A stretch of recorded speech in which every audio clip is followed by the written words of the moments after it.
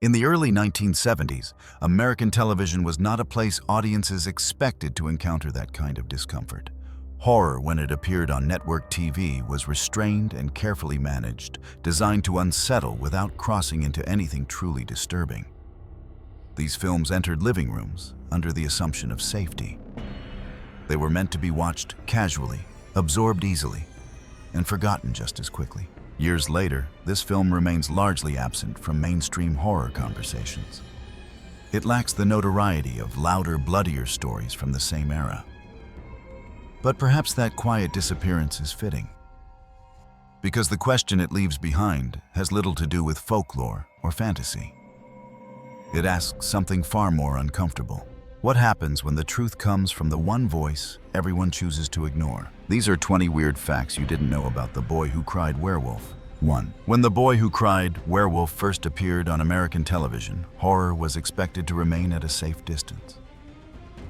Network standards in the early 1970s treated fear as something abstract, suggestive, rather than personal, unsettling, but never invasive. Monsters were allowed to exist, but only as external threats clearly separated from everyday family life. This film quietly disrupted that expectation by shifting where the fear originated. Instead of presenting horror as an outside force invading a child's world, the story places the child at the center of the disturbance. The danger is not something he encounters. It is something he begins to recognize within himself. That alone made the film unusually uncomfortable for its time. Television horror rarely asked viewers to confront the idea that a child could be both the one in danger and the source of it. Executives were cautious about this approach. A narrative involving a child's transformation raised concerns about psychological impact and parental reaction. To avoid backlash, the script was softened and explicit violence was avoided. But those limitations had an unintended effect. By stripping away spectacle, the film leaned into emotional tension instead. Scenes linger on hesitation, denial, and disbelief rather than action. What emerges is a form of horror built on abandonment rather than threat. The fear comes not from what might happen, but from how consistently the warning signs are ignored. The werewolf myth becomes secondary to a more unsettling idea that fear becomes unbearable when it is experienced alone, without validation or protection. In doing so, the film broke an unspoken rule of television storytelling. It suggested that adults armed with logic and authority might be wrong. And worse, that a child might understand the danger long before anyone else was willing to acknowledge it. 2. The restrictions imposed by network television didn't just limit what The Boy Who Cried Werewolf could show, they shaped how the story communicated fear. Full transformations were avoided. Acts of violence remained implied. Even the certainty of what was happening was kept deliberately unclear. Rather than weakening the horror, this ambiguity became its most unsettling feature. The film relies on subtle signals instead of explicit proof.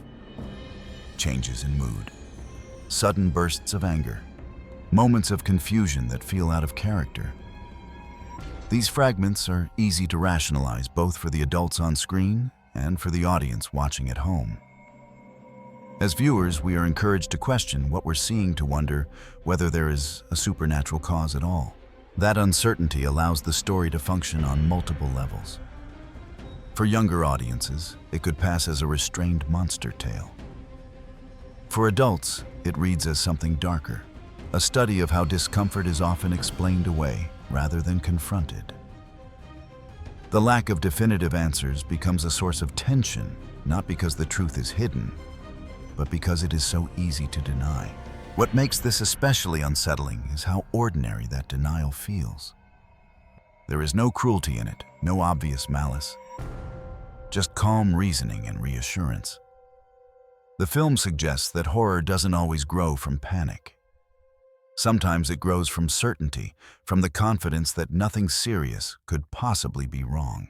By avoiding spectacle, the story allows its fear to linger. It doesn't end with a visual shock, but with a question that refuses to settle if something truly dangerous were happening. Would you recognize it, or would you explain it away first? 3. At the heart of the film lies a fear most people encounter long before adulthood. The realization that telling the truth does not guarantee being believed. The title itself hints at that irony. A child who cries wolf is punished not because danger doesn't exist, but because trust has already been lost. This story quietly asks what happens when the wolf is real and credibility has already vanished. The child at the center of the film is not portrayed as manipulative or unstable. He is confused, frightened, and increasingly unsure of how to describe what he's experiencing. Each attempt to seek help is met with reassurance rather than investigation. Slowly, a lesson takes shape. Authority decides what is real, not experience. That dynamic gives the story its psychological weight. The monster is not simply a creature to be feared, but a symbol of everything the child cannot articulate: fear, anger, loss of control. As those emotions are dismissed, they intensify. The transformation feels less like a curse and more like the result of isolation allowed to grow unchecked. What makes this portrayal especially disturbing is the absence of obvious wrongdoing. The adults are calm, logical, and convinced they are helping. And that conviction becomes dangerous. The film suggests that harm does not always come from cruelty, but from certainty, especially when certainty leaves no room for listening. By the time the truth can no longer be ignored, belief arrives stripped of its usefulness. And the story leaves viewers with an uncomfortable realization. Sometimes the tragedy isn't that a child becomes a monster, but that no one listened while there was still time. 4. One of the film's most unsettling choices is its refusal to assign the child a clear moral role. He is never framed as purely innocent, nor is he presented as a villain in waiting. Instead, he exists in an uncomfortable middle ground, one that feels far closer to reality than the clean moral arcs typical of television horror at the time. He doesn't seek attention or power. What he wants is understanding. As his confusion deepens, however, his behavior begins to shift in ways that are harder to excuse. Fear bleeds into frustration. Frustration turns into moments of aggression. The boundary between victim and threat starts to blur not because he changes suddenly, but because no one intervenes early enough to prevent it. This ambiguity was unusual, especially for a story involving a child. Network television preferred reassurance. Children were meant to be protected, guided, and ultimately saved. Here, protection feels passive. Guidance is delayed, and salvation never fully arrives. The film allows discomfort to linger without offering emotional relief. By denying the audience a clear position to stand on, the story forces viewers into an uneasy space. Sympathy remains, but it's complicated by fear. And that tension raises a difficult question.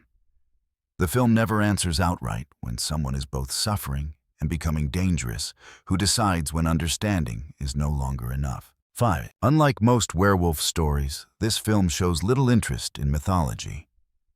There are no ancient legends, no detailed rules, no clear explanation for how or why the transformation occurs. The condition simply exists unexplained and uncontained. That absence of lore is not accidental, it is central to the film's unease. By removing the comfort of explanation, the story denies both the characters and the audience a sense of control. There is no knowledge to acquire, no ritual to perform, no authority figure who understands the full picture. Uncertainty remains intact, and with it, a persistent feeling of helplessness. This mirrors the child's own experience. He doesn't know why this is happening any more than anyone else does. And when adults lack answers, their instinct is not to investigate, but to minimize. If something can't be explained, it becomes easier to dismiss it altogether. In this way, the film quietly dismantles a familiar horror safety net. Understanding does not lead to resolution. In fact, the absence of understanding becomes the story's most frightening element. The danger isn't just that something is wrong, it's that no one knows how to name it contain it, or stop it once denial has taken hold. 6. Some of the film's most disturbing moments revolve around reassurance. Adults speak gently, offer rational explanations, and promise that everything is fine. On the surface, these interactions appear caring. Beneath them, they function as a form of erasure. Each calm dismissal weakens the child's confidence in his own experience. Fear is reframed as imagination. Panic is treated as overreaction. Over time, the message becomes clear: expressing fear is less acceptable than suppressing it. And as that suppression deepens, the transformation accelerates. What makes this dynamic so unsettling is how familiar it feels. Denial often presents itself as kindness. Acknowledging danger requires responsibility, while dismissing it allows daily life to continue uninterrupted. The film suggests that reassurance, when offered without listening, can become a form of harm. There is no single moment where everything goes wrong, just a series of reasonable decisions that accumulate into disaster. By the time reality can no longer be avoided, the outcome feels inevitable rather than shocking. And the film leaves viewers with a chilling thought: sometimes the most dangerous words aren't threats, but assurances that nothing is wrong. 7. What distinguishes this film from most werewolf narratives is its complete lack of spectacle. There are no dramatic visual milestones, no clearly defined moments when everything changes. Transformation is treated as something internal, first expressed through behavior rather than appearance. That choice makes the horror feel disturbingly ordinary. The early signs are easy to overlook. Shifts in mood, uncharacteristic anger, sudden withdrawal. These are the kinds of changes that invite explanation rather than alarm, especially in a child. The film leans into that ambiguity, allowing everyday reasoning to stand in the way of recognition. Nothing looks urgent enough to demand action. By refusing to dramatize the threat, the story places the audience in a position of uncertainty. Viewers are never given a definitive signal telling them when to be afraid. Instead, fear builds gradually, fueled by the sense that something is unfolding unnoticed. The danger doesn't arrive suddenly, it accumulates. In this context, the monster functions less as a creature and more as a condition. It progresses because it remains unnamed. It strengthens because it goes unacknowledged. And when the transformation finally matters, it feels less like a shock than the inevitable result of prolonged denial. The film's restraint turns passivity into its central threat. Not because anyone chose inaction deliberately, but because no moment ever seemed urgent enough to justify concern. And that quiet delay becomes the most unsettling element of all. 8. For a television film, the story takes a surprisingly bleak view of responsibility. There is no single figure tasked with recognizing the danger, no decisive adult who steps in to restore order. Instead, concern is distributed so widely that it loses its force. Everyone notices something is wrong. No one feels accountable for addressing it. This diffusion of responsibility feels uncomfortably realistic. Conversations are postponed, observations are shared casually. Each person assumes someone else is better positioned to respond. The result is not neglect, but delay. And the film suggests that delay alone can be enough to cause irreversible harm. What makes this approach especially unsettling is how reasonable it appears. The adults are busy rational and convinced that overreaction would be worse than restraint. Their caution feels justified. Their calm feels responsible. And that belief allows the situation to progress unchecked. Television horror typically offers reassurance by assigning blame or heroism. Here neither appears. The system functions smoothly, efficiently, and without urgency. And still, it fails. The film implies that when responsibility is shared too evenly, it often disappears altogether. By refusing to provide a clear point of failure, the story leaves viewers with an uncomfortable conclusion. Sometimes nothing breaks. Sometimes everything works exactly as intended and still produces a disastrous outcome. 9. One of the film's quiet achievements lies in how it frames fear itself as a problem to be corrected. The child's growing terror is not treated as a warning sign, but as something inappropriate, an emotional response that needs calming rather than investigation. Fear becomes a symptom, not a signal. This perspective reflects a broader discomfort with fear, especially when expressed by children. Anxiety is labeled imagination. Panic is softened into misunderstanding. The film captures this pattern with unsettling precision. Each attempt to normalize the child's experience pushes him further inward, encouraging silence over expression. What makes this dynamic so effective is the absence of overt commentary. No one explains why fear is being dismissed. It simply is. And in that normalization, fear loses its outlet. When fear has nowhere to go, it doesn't disappear, it changes form. In this story, the change becomes literal. The monster is not born from rage alone, but from fear that has been repeatedly denied acknowledgement. The transformation feels less supernatural than psychological, rooted in the gradual suppression of emotion. By the time fear finally manifests in a way that cannot be ignored, it is no longer possible to trace it back to a single moment. The film leaves viewers with a lingering question: how often do we mistake calm for safety and silence for resolution? 10. One of the film's most disorienting choices is its refusal to treat time as a warning system. There is no countdown, no cyclical marker like a full moon to signal when danger will arrive. Instead, time stretches and contracts according to denial. Days pass without resolution, conversations repeat without progress, and concern lingers without direction. For the adults, this elasticity creates a sense of control.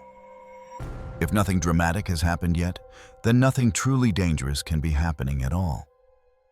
For the child, however, the lack of forward movement creates confusion. Life appears normal on the surface, but internally everything feels unstable. Nothing is improving yet, nothing is being addressed. This absence of urgency deprives the audience of a familiar horror comfort. There is no moment where viewers can prepare themselves. Threat exists alongside routine blending into it. Danger doesn't loom in the distance, it sits quietly within everyday life. When consequences finally surface, they don't feel sudden. They feel overdue. The film suggests that catastrophe rarely arrives as a surprise when it has been postponed repeatedly. More often, it arrives as the natural result of time spent insisting there was still plenty of it left. 11. Sound, or rather, the careful absence of it, plays a crucial role in shaping the film's unease. There are no aggressive musical cues to signal fear, no dramatic tones guiding emotional response. Silence and restraint dominate the soundtrack, drawing attention to pauses, unfinished sentences, and what goes unsaid. This approach places responsibility on the audience. Without auditory instruction, viewers must decide for themselves when a moment is unsettling. Conversations trail off without resolution. Tension accumulates not through noise, but through quiet persistence. The lack of guidance becomes a source of discomfort in itself. For television horror, this was an unusual strategy. Network films often relied on music to manage audience reaction, especially in domestic viewing environments. Here, the absence of those cues removes emotional distance. Unease feels personal rather than performed. The result is a subtle pressure that builds scene by scene. Moments that might otherwise feel ordinary become charged simply because nothing releases the tension. The film trusts silence to do the work, and that trust allows fear to settle in slowly, without spectacle or relief. 12. What gives the film its lasting impact is its refusal to offer emotional closure. There is no moment where everything is corrected, no reassuring conclusion that restores balance. Recognition arrives, but it arrives too late to function as rescue. Understanding explains what happened, it does not undo it. This lack of catharsis was rare for television storytelling of the period, particularly in narratives involving children. Viewers were accustomed to lessons learned and order restored. Here, resolution is replaced with aftermath. The damage remains, and reflection takes the place of relief. By withholding comfort, the film shifts responsibility outward. The audience is left to examine not the monster, but the process that allowed it to emerge. When did doubt seem reasonable? When did concern become complacency? Those questions linger because the film never answers them directly. The horror, in the end, is retrospective. It doesn't demand fear in the moment it plants it. And once planted, it grows quietly long after the screen has gone dark. 13. Another unsettling element of the film is the way authority is portrayed. Parents, doctors, and other adults are consistently calm, measured, and confident in their judgments. They do not dismiss the child out of cruelty, but out of certainty. Each believes their explanation is the most responsible one available, and that confidence quietly drives the story forward. In most horror narratives, authority eventually collapses under undeniable evidence. Here it doesn't collapse, it simply reacts too late. The adult's assurance delays meaningful action, allowing the situation to progress beyond the point where belief alone can make a difference. What makes this disturbing is how familiar it feels. Expertise becomes a barrier to doubt, and doubt is treated as something that must be corrected rather than explored. The film never stages a dramatic reckoning for these figures. No speech exposes their failure. No single decision is framed as the fatal mistake. Instead, consequences unfold gradually, almost politely, mirroring the same restrained logic that prevented urgency in the first place. By portraying authority as well-intentioned but inflexible, the film strips it of its assumed safety. It suggests that confidence, when left unquestioned, can become dangerous. And when fear comes from a place authority refuses to recognize, it doesn't vanish. It waits. 14. The television format itself plays a quiet but crucial role in shaping the film's impact. Unlike theatrical horror, TV movies entered homes without ceremony. They appeared in living rooms during ordinary evenings, carrying an unspoken promise of safety. Viewers were not preparing themselves for something disturbing. They were simply watching what had been deemed acceptable. This context made the film's themes more disarming. For younger viewers especially, the experience could feel unsettling in ways they couldn't immediately explain. This wasn't forbidden horror discovered by accident. It was sanctioned, familiar, and trusted. That sense of approval made the story's unease harder to dismiss. The film reinforces this discomfort by grounding its horror in domestic spaces. Bedrooms, kitchens, and hallways become sites of quiet tension. The threat does not lurk in distant or exotic locations. It exists within the most ordinary settings, blurring the line between home and danger. By using the intimacy of television against itself, the film transforms everyday environments into sources of unease. The horror feels closer, harder to escape, and more difficult to forget. And because it arrives without warning, it tends to linger, especially for those who are too young to name what disturbed them. 15. One of the film's most subtle achievements is how it encourages viewers to participate in the same denial it critiques. At several points, the audience is given just enough ambiguity to question the child's perspective. Rational explanations sound plausible. Doubt feels responsible. And in accepting those explanations, viewers unknowingly repeat the adult's mistake. This complicity is never stated outright. The film doesn't demand belief, it tests it. Each uncertain moment asks whether we will trust discomfort or retreat to reassurance. In doing so, the act of watching becomes active rather than passive. When clarity finally emerges, it arrives alongside regret. The audience recognizes not only what was overlooked, but how willingly it was overlooked.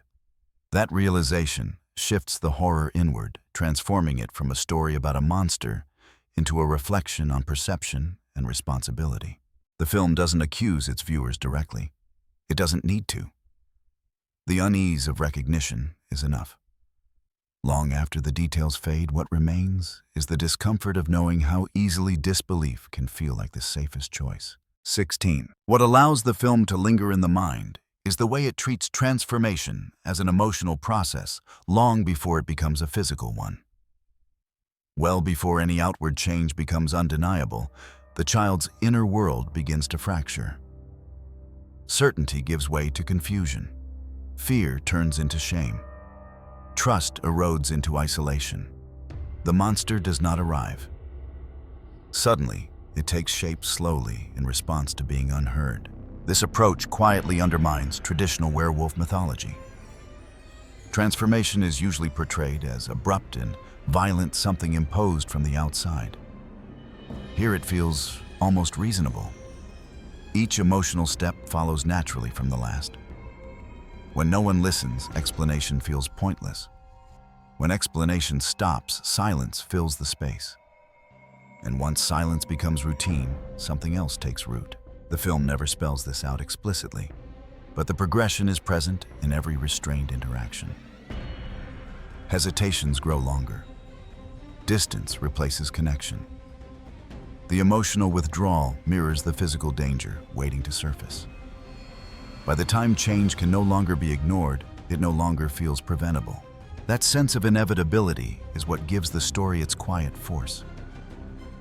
The horror doesn't arrive as a shock. It arrives as the final stage of a process that unfolded in plain sight. And the film leaves viewers with an unsettling suggestion. Some transformations are not curses at all, but outcomes shaped by neglect. 17. Rather than isolating its monster from society, the film embeds the threat within systems that appear functional and orderly. Schools operate normally. Homes remain intact. Professionals do their jobs. On the surface, nothing seems broken. And yet those very structures fail to respond when something falls outside their expectations. This failure is subtle and procedural rather than dramatic. Concerns are redirected instead of addressed. Behaviors are categorized and managed. Fear is reframed into something explainable and therefore dismissible. In protecting stability, the system unintentionally protects itself rather than the individual in danger. What emerges is a deeper unease beneath the story's surface. The problem is not simply that something supernatural is happening. It's that established systems are incapable of reacting to what they don't recognize. The werewolf becomes a symbol for anything that resists easy classification. By portraying society as calm but ineffective, the film avoids obvious villains while delivering a sharper critique. Harm doesn't require malice. It only requires structure that values order over attention. And when something truly wrong begins to surface, that structure responds not with urgency, but with delay. The film suggests that the most frightening failures are often quiet ones.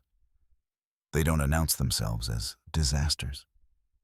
They unfold politely under the assumption that everything is still under control. 18. One of the strangest qualities of The Boy Who Cried Werewolf is how little it insists upon being understood. It offers no clear moral, no definitive explanation to resolve its tension. Instead, it trusts viewers to sit with uncertainty and carry it beyond the film's runtime. This restraint contrasts sharply with much of modern horror, which often explains its themes openly or resolves fear through spectacle. Here, discomfort remains unresolved. The film doesn't instruct the audience on how to feel. It simply presents the outcome and steps aside. That choice is risky, especially for a television audience accustomed to closure. But it's also what allows the story to endure. Viewers are left to examine their own reactions. When did doubt feel reasonable? When did concern fade into complacency? When did belief stop feeling necessary? Those questions linger because the film refuses to answer them. And in doing so, it transforms the experience of watching into a quiet act of self-reflection. The fear no longer belongs solely to the story, it belongs to the viewer who recognizes how easily denial can feel like reason. 19. As the story moves toward its final moments, the film subtly shifts the meaning of its monster. By this point, the werewolf is no longer the primary source of fear. It has become the outcome of a long sequence of missed chances, each one small enough to seem harmless on its own. What's striking is how little the film alters its tone as consequences draw closer. There is no surge in intensity, no dramatic escalation designed to shock the audience awake. The same restrained pacing remains in place, reinforcing the idea that disaster does not always arrive loudly. Sometimes it emerges from consistency, from calm, maintained for far too long. In more conventional horror, the final act offers clarity. The truth is exposed, the threat is defined, and the audience is given a sense of narrative completion. Here, recognition provides no relief. Understanding what happened does not grant the power to change it. It only confirms why intervention failed. The film's refusal to dramatize this realization makes it more uncomfortable. There is no emotional release, no triumph in awareness. The story simply reaches the end of a path that was laid out early on, one step at a time. And that restraint leaves viewers with a troubling thought. The most devastating outcomes often come not from chaos, but from order, preserved without question. 20. What ultimately makes this film feel strange is how easily it slips out of collective memory once it ends. It was never framed as dangerous or controversial, never promoted as something that challenged boundaries. As a television movie, it aired unsettled some viewers and quietly disappeared, overshadowed by louder, more explicit horror that followed. Yet that quiet disappearance mirrors the story it tells. The film's central anxiety is about being overlooked, dismissed, and ignored. Its own fate reflects that same pattern. It wasn't rejected outright. It simply faded, remembered faintly by those it disturbed at the wrong moment in their lives. This absence has given the film an unusual afterlife. Without constant revisiting or nostalgic framing, its themes remain intact. For modern viewers who encounter it later, it doesn't feel dated, it feels unresolved. The discomfort it creates hasn't been softened by repetition.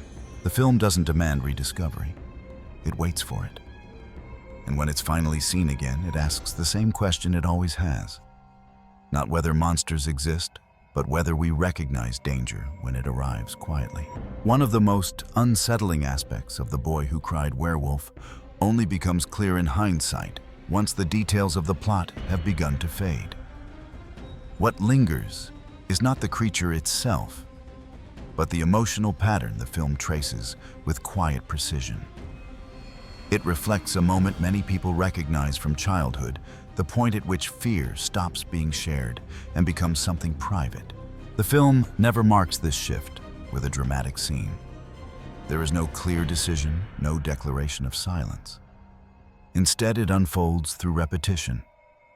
Each dismissal teaches the child to pause before speaking. Each rational explanation reinforces the idea that certainty belongs to adults, not to him. Gradually, fear is no longer something to communicate. It becomes something to manage alone. This is where the story moves beyond genre. The werewolf begins to resemble a metaphor for emotional overload rather than a supernatural curse. Confusion that cannot be explained. Anger that has nowhere to go. A loss of control that develops not because something evil intervened, but because nothing did. The transformation feels less imposed than accumulated. What makes this especially disturbing is how ordinary it all feels. The adults remain consistent, calm, and well-meaning. And that consistency creates an environment where escalation seems inevitable rather than shocking. By the time fear finally takes shape in a visible way, it has already been internalized for too long to undo. This may explain why the film unsettled certain viewers more deeply than expected, particularly those who encountered it young. It wasn't just a story about a monster. It was about learning too early that honesty doesn't guarantee belief, and that silence can begin to feel safer than disbelief. Some films end and release you immediately. Others leave something behind that takes longer to shake a discomfort rooted not in what was shown, but in what felt familiar. The Boy Who Cried Werewolf belongs to that quieter category. Its fear is not loud or spectacular. It is subtle, personal, and unsettling in ways that linger. If this story stayed with you, it may be because it asks a question horror often avoids. When fear appears in a form that seems easy to explain away, do we take it seriously, Or do we wait until it can no longer be ignored? Let us know in the comments which part of this story affected you the most. And do you believe this was truly a monster tale or a warning about what happens when listening comes too late?